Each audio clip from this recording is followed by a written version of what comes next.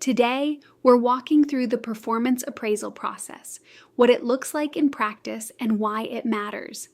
This is one of those core HR processes that, when done well, can truly shape employee engagement, performance, and retention. We'll focus on how appraisals support employee growth, what effective conversations look like, and some of the common pitfalls to avoid. Think of this not as a checklist exercise, but as a strategic opportunity to develop your people. At its core, the appraisal process is about evaluating performance and having a meaningful conversation around those results. Managers assess how employees are performing against expectations, then sit down to discuss what's going well and where there are opportunities to grow. While this can be one of the more challenging responsibilities for a manager, it is also one of the most impactful. Done thoughtfully, it strengthens alignment, builds trust, and creates a clear path forward for the employee. A strong appraisal should always start with what the employee is doing well. Recognition is not just a nice to have, it is a critical driver of engagement and performance.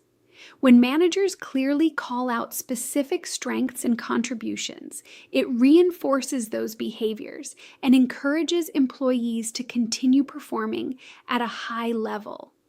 It also builds confidence, which can directly impact motivation and future performance. Of course, appraisals are also where we address gaps in performance. The key here is constructive feedback that is clear, specific, and focused on improvement. Vague statements do not help employees grow. Instead, managers should provide examples, explain the impact, and offer practical guidance on what success looks like moving forward. The goal is not criticism, it's development. Many performance issues are not about capability. They are about clarity. Employees may be unclear on priorities, may have misunderstood expectations, or may have shifted focus over time. The appraisal conversation is the perfect moment to reset and realign. One effective technique is to ask employees to restate expectations in their own words. This ensures understanding and creates shared ownership moving forward. Whether they say it out loud or not, most employees are asking the same question: where do I stand? The appraisal process answers that question. It provides clarity around performance, progress, and future direction. When employees have that clarity, they are better equipped to focus their efforts, make improvements, and take ownership of their development. One of the fastest ways to undermine an appraisal is to introduce surprises. Feedback should never start at the appraisal. It should be happening consistently throughout the year. The appraisal meeting should reinforce and summarize what has already been discussed, not reveal new concerns. When there are no surprises, trust is stronger and the conversation becomes far more productive. The appraisal conversations can sometimes feel uncomfortable, which is why it's important to manage emotions on both sides.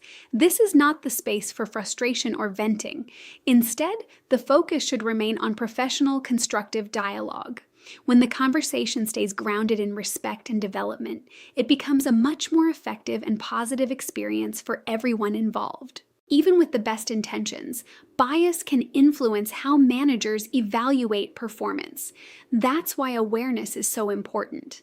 HR professionals and managers alike need to recognize how bias can show up in the appraisal process and take steps to remain as objective and consistent as possible. This helps ensure fairness and credibility in performance evaluations. There are several common biases to watch for. The halo effect occurs when one strong or weak trait shapes the entire evaluation. Central tendency bias happens when managers rate most employees as average, often to avoid difficult conversations. And contrast error occurs when employees are compared to a standout individual rather than evaluated against consistent standards. Each of these can distort the accuracy of an appraisal. Additional biases include leniency bias, where managers rate employees more favorably than their performance warrants, and the recency effect, where recent events outweigh the full performance period. There can also be an over-reliance on numbers, where managers attempt to quantify everything. While metrics are important, not all aspects of performance can or should be reduced to data alone. The performance appraisal process is one of the most powerful tools managers have to influence performance and development. When approached with intention, it becomes more than an evaluation.